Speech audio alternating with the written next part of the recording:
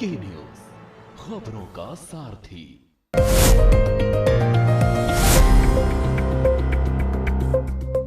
नमस्कार, हमारे खास कार्यक्रम स्पेशल रिपोर्ट में आप सभी का स्वागत है और मैं हूं आपके साथ गरिमा वाजपेयी। पेश है देश विदेश की कुछ खास खबरें।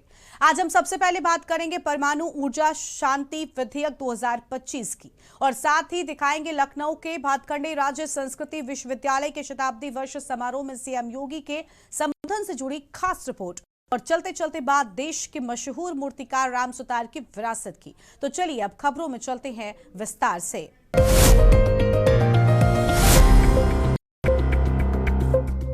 परमाणु ऊर्जा शांति विधेयक 2025 भारत में परमाणु ऊर्जा क्षेत्र में निजी और विदेशी भागीदारी को बढ़ावा देने के लिए लाया गया है, जो परमाणु ऊर्जा अधिनियम 1962 और नागरिक दायित्व अधिनियम 2010 को बदलकर नियामक ढांचे में सुधार करता है। साथ ही परमाणु ऊर्जा उत्पादन में निजी कंपनियों को अनुमति देता है। लेकिन इस परमाणु ऊर्जा शांति विधेयक को लेकर सत्ता पक्ष विपक्ष आमने सामने है। ये रिपोर्ट देखिए। क्या है परमाणु ऊर्जा शांति विधेयक? परमाणु ऊर्जा कानून में बदलाव का प्रस्ताव शांति विधेयक आया है, जिसका उद्देश्य परमाणु क्षेत्र में निजी और विदेशी भागीदारी को अनुमति देकर निजीकरण को बढ़ावा देना, परमाणु ऊर्जा नियामक बोर्ड को सशक्त बनाना और दुर्घटनाओं के लिए ऑपरेटरों की देनदारी को सीमित करना है। 2047 तक 100 GW परमाणु ऊर्जा क्षमता के लक्ष्य को प्राप्त किया जा सके और भारत के नेट जीरो लक्ष्यों में मदद मिल सके। परमाणु ऊर्जा विधेयक परमाणु ऊर्जा अधिनियम 1962 और नागरिक दायित्व अधिनियम 2010 को प्रतिस्थापित करेगा, परमाणु गतिविधियों के विनियमन के लिए नया ढांचा तैयार करेगा और संवेदनशील गतिविधियों जैसे यूरेनियम को सरकारी नियंत्रण में रखेगा। फिलहाल ये जानना अहम है कि आखिर इस विधेयक में क्या प्रस्ताव है, जिन्हें लेकर देश भर में चर्चाएं जारी हैं। तो हम आपको बता दें कि सवाल कई हैं, यही कि अगर निजी और आम लोगों को परमाणु उपकरण के इस्तेमाल की इजाजत होगी तो इसकी सुरक्षा कैसे सुनिश्चित होगी? अगर ऐसे में कोई हादसा हो जाता है तो इससे कैसे निपटा जाएगा?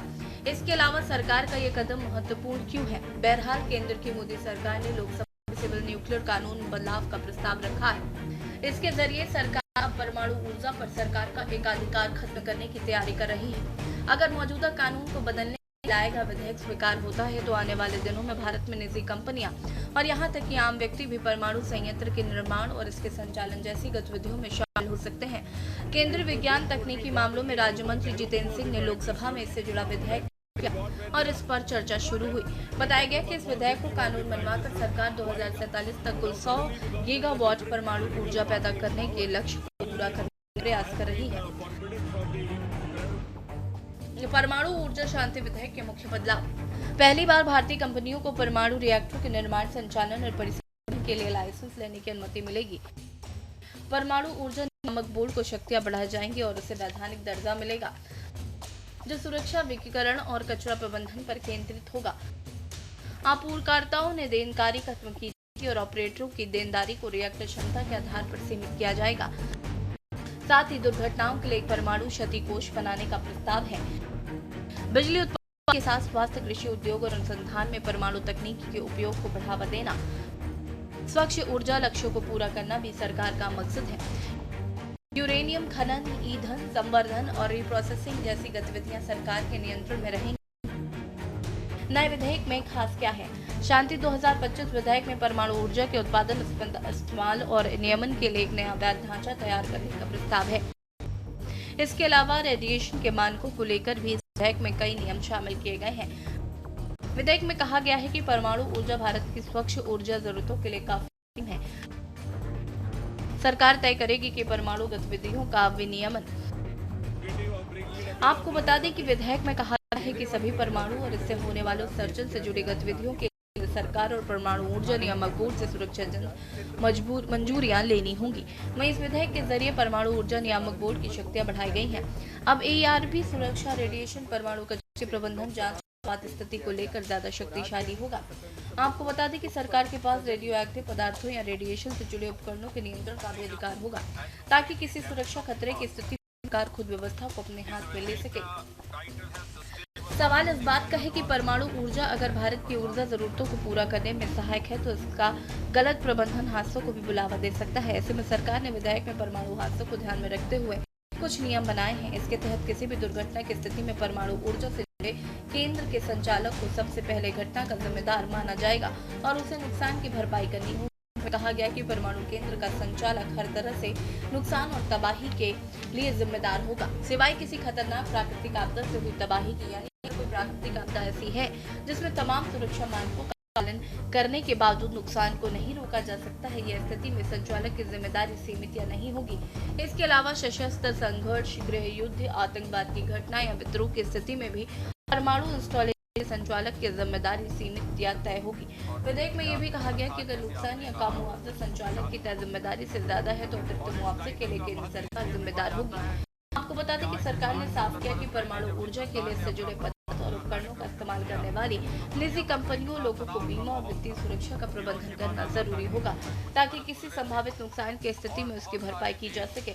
विधेयक में कहा गया कि हादसे की स्थिति में परमाणु नुकसान के दावों से जुड़े आयोग का गठन किया जाए जो कि मुआवजे को लेकर फैसला करेगा। दरअसल मौजूदा समय में भारत का परमाणु बीमा पुल किसी परमाणु संचालक और सप्लायर को परमाणु क्षति के लिए नागरिक दायित्व अधिनियम 2010 के तहत 1500 करोड़ का कवरेज मुहैया कराता है।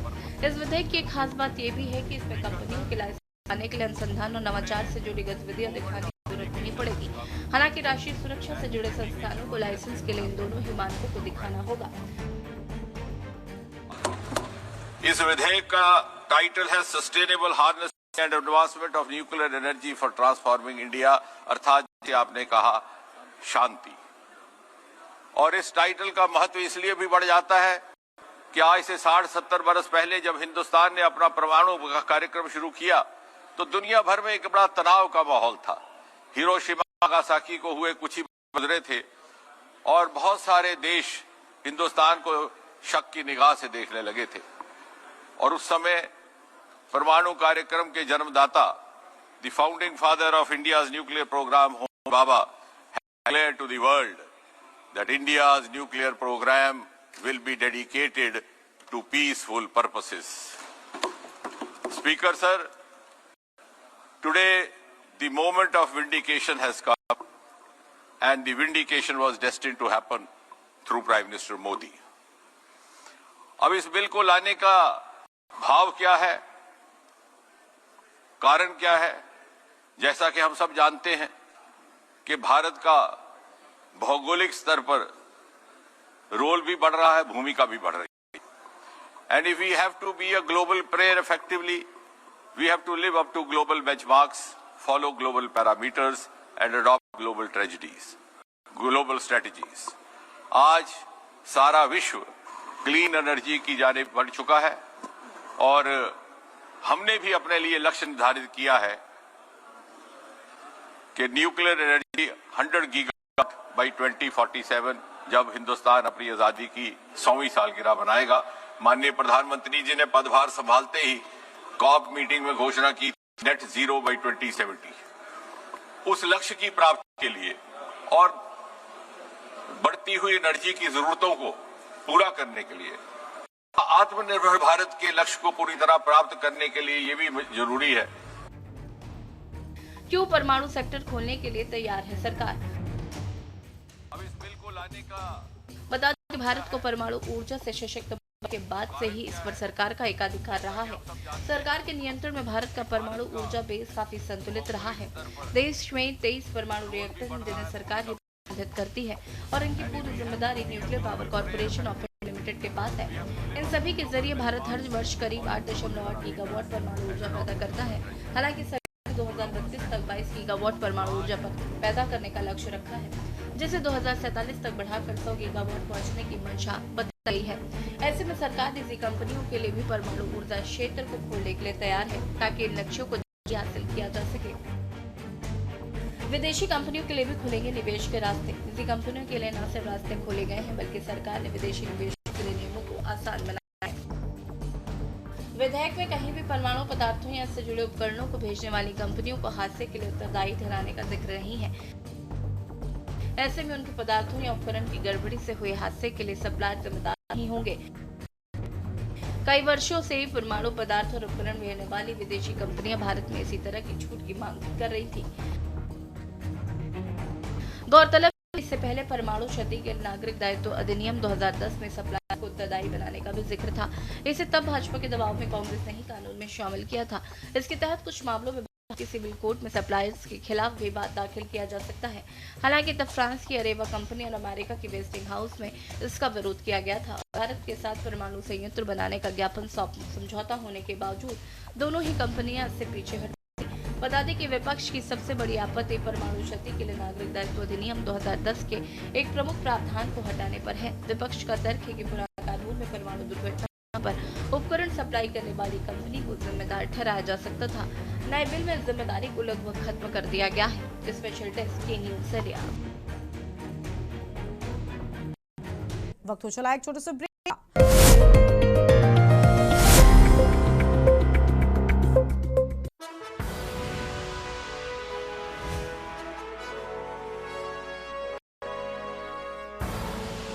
आप देख रहे हैं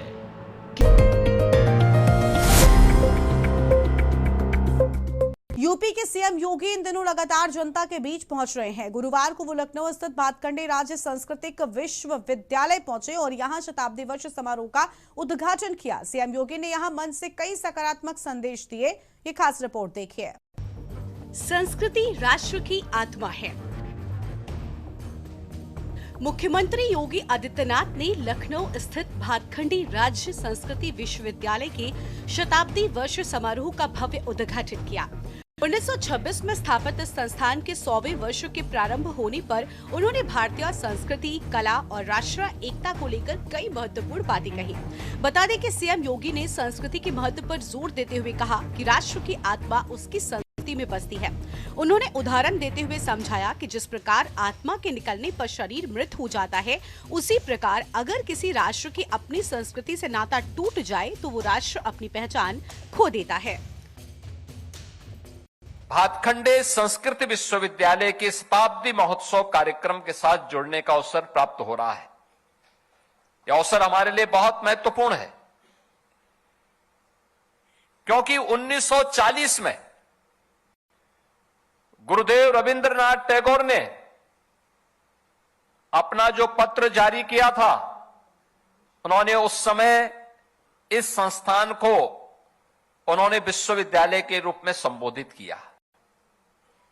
लेकिन 1940 के बाद 1947 में भारत आजाद होता है। 1950 में भारत का संविधान लागू होता है। 1947 से लेकर के लगातार 2017 तक सरकारें आती गईं, जाती गईं। लेकिन मैं धन्यवाद दूंगा तत्कालीन राज्यपाल श्री राम नाईक जी ने। एक दिन जब मैं उनसे मिलने के लिए गया था, उन्होंने कहा कि भातखंडे संस्थान यहां पर है, क्या वह विश्वविद्यालय बन सकता है? तो मैंने कहा कि जरूर इसमें प्रयास होना चाहिए और हम प्रयास करेंगे। हमारे पास प्रस्ताव आ जाता है तो। भारतीय कला और वैश्विक पहचान। समारोह में सीएम योगी ने कहा कि भारतीय कला और संगीत ने सदियों से देश की सांस्कृतिक अखंडता को बचाए रखा है। मुख्यमंत्री ने भारतीय संस्कृति को अमर और शाश्वत बताते हुए कहा, ये पीढ़ियों से चली आ रही है और दुनिया भर में भारत की एक विशिष्ट पहचान बनाती है। उन्होंने भातखंडे विश्वविद्यालय के शताब्दी समारोह को केवल एक क्षेत्रीय आयोजन नहीं, बल्कि भारत की सांस्कृतिक और आध्यात्मिक चेतना का प्रतीक बताया है। सीएम योगी ने विश्वविद्यालय की स्थापना करने वाले महापुरुषों को याद किया। उन्होंने पंडित विष्णु नारायण भातखंडे और पंडित विष्णु दिगंबर पलुस्कर के योगदान की सराहना की। उन्होंने संगीत शिक्षा को संस्थागत रूप दिया। उन्होंने जिक्र किया कि कैसे 1926 में Mauritius college of Hindustani music के रूप में शुरू हुआ ये संस्थान आज एक पूर्ण विश्वविद्यालय बनकर दुनिया भर में भारतीय शास्त्रीय संगीत का मान बढ़ा रहा है। मैं हमेशा इस बात को मानता हूं कि कलाकार ये ईश्वरीय गुण है, हमें उसकी अवमानना नहीं करनी चाहिए। और चाहे उसमें किसी भी विधा से जुड़ा हुआ हो, उसको सम्मान देना चाहिए, उसको प्रोत्साहित करने का प्रयास करना चाहिए। और वह मेरे लिए क्षण था प्रस्ताव आने में देर हुआ, मैं विभाग के पीछे पड़ा रहा, भाई आप कुछ करिए, आगे बढ़िए। लेकिन मुझे प्रसन्नता है कि गुरुदेव रविंद्रनाथ टैगोर ने जो कल्पना की थी कि विष्णु नारायण भातखंडे जी की, पंडित विष्णु नारायण भातखंडे जी की भावनाओं के अनुरूप विश्वविद्यालय के प्रस्ताव को हम आगे बढ़ा सकें, और 2022 में हमारी सरकार ने इसको विश्वविद्यालय के रूप में मान्यता दी, और आज भातखंडे संस्कृत विश्वविद्यालय उत्तर प्रदेश का पहला संस्कृति का विश्वविद्यालय बनकर के हमारे सामने खड़ा है। विरासत और विकास का संगम। इस मौके पर सीएम योगी ने युवाओं को अपने विरासत पर गर्व करने का संदेश दिया। उन्होंने कहा कि उत्तर प्रदेश सरकार राज्य की सांस्कृतिक धरोहरों को संरक्षित करने के साथ साथ उन्हें आधुनिक युग के अनुरूप विकसित करने के लिए प्रतिबद्ध है। समारोह में विश्वविद्यालय के शताब्दी वर्ष के उपलक्ष्य में विशेष कार्यक्रमों की रूपरेखा भी साझा की गई। सीएम ने कहा कि संगीत और कला के माध्यम से हम एक भारत श्रेष्ठ भारत के संकल्प को और मजबूत कर सकते हैं। आपको बता दें कि भातखंडे विश्वविद्यालय अपनी स्थापना के 100 साल पूरे होने का जश्न मना रहा है। इस ऐतिहासिक मौके पर सीएम योगी मुख्य अतिथि के रूप में शामिल हुए। सीएम ने रिमोट के जरिए विश्वविद्यालय का दर्शकों को 15 पैसे का डाक टिकट दिखाकर पुरानी यादें ताजा की। वहीं मालिनी अवस्थी के अलावा कथक नृत्यांगना पूर्णिमा पांडे सहित 4 पूर्व छात्रों को उनके विशिष्ट सेवाओं के लिए सम्मानित किया गया। इस भव्य समारोह की विशिष्ट अतिथि प्रख्यात नृत्यांगना पद्म विभूषण डॉक्टर सोनल मानसिंह रही। साथ ही लखनऊ के मेयर सुषमा खरकवाल, पर्यटन मंत्री जयवीर सिंह और कई विधायक व अधिकारी भी मौजूद थे। स्पेशल डेस्क के न्यूज इंडिया। मशहूर मूर्तिकार राम सुतार अब इस दुनिया में नहीं। लंबे समय से बीमार चल रहे मशहूर मूर्तिकार राम सुतार का निधन हो गया। उन्होंने नोएडा स्थित अपने घर पर अंतिम सांस ली। वो 100 साल के थे। ये रिपोर्ट देखिए। राम सुतार की विरासत पर एक नजर। स्टैच्यू ऑफ यूनिटी के लिए वैश्विक पहचान मिली, जो भारत का एक प्रतिष्ठित प्रतीक बन गया। महात्मा गांधी, डॉक्टर भीमराव अंबेडकर, स्वामी विवेकानंद जैसे कई राष्ट्रीय नेताओं और महापुरुषों की मूर्तियां बनाई। संसद परिसर में ध्यान मग्न मुद्रा में बैठे महात्मा गांधी की प्रतिमा और घोड़े पर सवार छत्रपति शिवाजी महाराज की प्रतिमा उनकी प्रमुख कलाकृतियां। नेताओं और महापुरुषों की कई मूर्तियां भारत और विदेशों में स्थापित हैं। उनकी कला में जीवंतता और बारीकी थी, जो उनकी कारीगरी की पहचान थी। निधन से पहले भी वे इंदौर मिले पुणे में डॉक्टर बाबा साहब अम्बेडकर के स्मारक के काम में शामिल थे। लंबे पेशेवर जीवन में 50 से अधिक स्मारक गढ़े। 1999 में पद्मश्री और 2016 में पद्म भूषण से सम्मानित। हाल ही में महाराष्ट्र सरकार के सर्वोच्च सम्मान महाराष्ट्र भूषण पुरस्कार मिला। कला का जादू बिखेर आखिर अमर हो गए राम सुतार। राम सुतार 100 साल की अवस्था पार कर 101वें साल में थे और देश में भगवान श्री राम के सबसे बड़ी प्रतिमा और संसद में महात्मा गांधी की प्रतिमा और गुजरात के केवड़िया में सरदार पटेल की विशालकाय प्रतिमा जैसे कई ऐतिहासिक अमर शिल्प देने वाले मूर्तिकार राम सुतार आखिर अमर हो गए। बता दें कि राम सुतार का जन्म 19 फरवरी 1925 को महाराष्ट्र के वर्तमान धुले जिले के गोंदूर गांव में एक साधारण परिवार में हुआ था। बताया जाता है कि बचपन से ही उनका झुकाव मूर्तिकला की ओर था। और बता दें कि मुंबई के school of art and architecture से स्वर्ण पदक प्राप्त राम सुतार के नाम कई बड़ी उपलब्धियां दर्ज हैं। संसद परिसर में ध्यान मग्न मुद्रा में बैठे महात्मा गांधी की प्रतिमा और घोड़े पर सवार छत्रपति शिवाजी महाराज की प्रतिमा उनकी प्रमुख कृतियां शामिल हैं। और बता दें कि गुजरात में स्थित स्टैच्यू ऑफ यूनिटी देश के पहले उप प्रधानमंत्री और गृह मंत्री सरदार वल्लभ भाई पटेल को समर्पित है, जिसे राम सुतार ने डिजाइन किया था। राम सुतार को वर्ष 1999 में पद्मश्री और 2016 में पद्म भूषण से सम्मानित किया गया था। हाल ही में उन्हें महाराष्ट्र सरकार के सर्वोच्च सम्मान महाराष्ट्र भूषण पुरस्कार से भी नवाजा गया था। नरेंद्र मोदी प्रधानमंत्री। सुतार जी के निधन पर बहुत दुख हुआ। एक शानदार मूर्तिकार थे, जिनका महाभारत ने भारत को केवड़िया में स्टैच्यू ऑफ यूनिटी से सबसे मशहूर जगह दी। उनके कामों को हमेशा भारत के इतिहास, संस्कृति और भावना की दमदार अभिव्यक्ति के तौर पर सराहा जाएगा। उन्होंने आने वाली पीढ़ियों के लिए देश के गौरव को अमर कर दिया। उनके काम कलाकार और नागरिकों को हमेशा प्रेरित करते रहेंगे। उनके परिवार चाहने वालों उन सभी लोगों के प्रति मेरी गहरी संवेदनाएं हैं जो उनके शानदार जीवन और काम से प्रभावित हुए। ओम शांति। योगी ने दिया था भगवान श्री राम की मूर्ति का जिम्मा। योगी सरकार ने अयोध्या में भगवान श्री राम की 215 मीटर ऊंची प्रतिमा स्थापित करने का जिम्मा मूर्तिकार राम सुतार को ही सौंपा था। वहीं मूर्तिकार राम सुतार ने इस बारे में कहा था कि भगवान श्री राम की मूर्ति 2 प्रारूप सरकार को सौंपे गए थे। इससे पहले प्रारूप को संस्तुति दे दी गई। पहली बड़ी पहचान चंबल नदी की प्रतिमा। आपको बता दें कि पद्म भूषण से सम्मानित शिल्पकार राम सुतार के लिए सबसे रोचक तथ्य यह है कि एक जमाने में वह सूचना और प्रसारण मंत्रालय में सलाहकार थे, जहां वे पंचवर्षीय योजनाओं के लिए मॉडल डिजाइन करते थे। बहरहाल उन्होंने 1959 में सरकारी नौकरी छोड़ दी। इसके बाद वे पूरी तरह से शिल्प के लिए समर्पित हो गए। उन्होंने अपने लंबे पेशेवर जीवन में 50 से अधिक स्मारक गढ़े और बता दें कि राम सुतार को पहली बड़ी पहचान मध्य प्रदेश में गांधी सागर बांध पर बनी चंबल नदी की प्रतिमा में। यह 45 फीट ऊंची प्रतिमा एक ही चट्टान से तराशी गई है। मध्य भारत के बिहड़ इलाकों से बहने वाली चंबल नदी को इसमें माता चंबल के रूप में दर्शाया गया, जिनके 2 बच्चे मध्य प्रदेश और राजस्थान हैं। जहां तत्कालीन प्रधानमंत्री जवाहरलाल नेहरू ने ये चंबल प्रतिमा देखी थी तो उन्होंने राम सुतार को एक और बड़े प्रोजेक्ट से जोड़ने का मन बना लिया। नेहरू के विकास के विजन में बांधों की अहम भूमिका थी।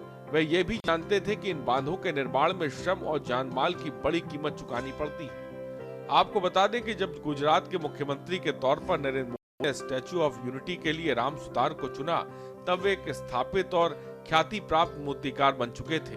इस स्टैच्यू ऑफ यूनिटी की कुल ऊंचाई 240 मीटर है। 58 मीटर का आधार भी शामिल है। इस तरह ये अमेरिका के स्टैच्यू ऑफ लिबर्टी से लगभग 2 गुनी ऊंची है। Special desk news India.